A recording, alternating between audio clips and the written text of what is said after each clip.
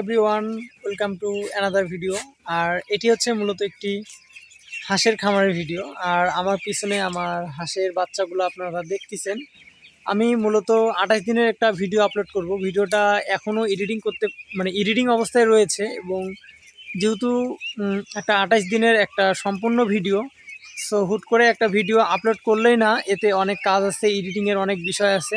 আমি সেই ভিডিওতে বিস্তারিত আমি যতটুকু পারি আমি ভালোভাবে সেই ভিডিওটা দেওয়ার চেষ্টা করব আপনাদের জন্য, যেন আপনারা ভিডিওটা দেখে উপকৃত হন, বা আপনারা যারা নতুন উদ্যোক্তা রয়েছেন, নতুন হাঁসের খামার হাঁস পালন পদ্ধতি নিয়ে আর কি জানতে যাচ্ছেন, সে বিষয়ে জানতে পারবেন। আমার নিজের বাস্তব এক্সপিরিয়েন্স বা অভিজ্ঞতা থেকে আমি সেটা তুলে ধরবো।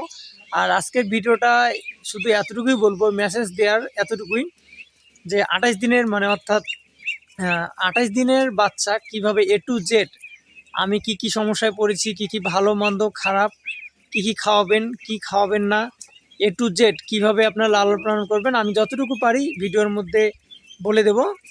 সম্পূর্ণ ভিডিওতে তো বলা সম্ভব না, কিন্তু ওই ভিডিওটা দেখলে আপনারা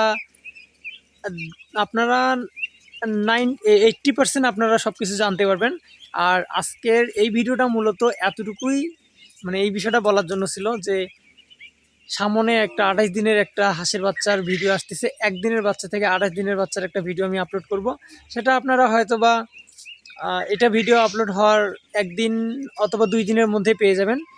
সো আপনাদের জন্য শুভকামনা, এবং আমার জন্য সবাই দোয়া এবং আশীর্বাদ করবেন যেন আমি আমার হাঁসের খামার নিয়ে ভালো থাকতে পারি।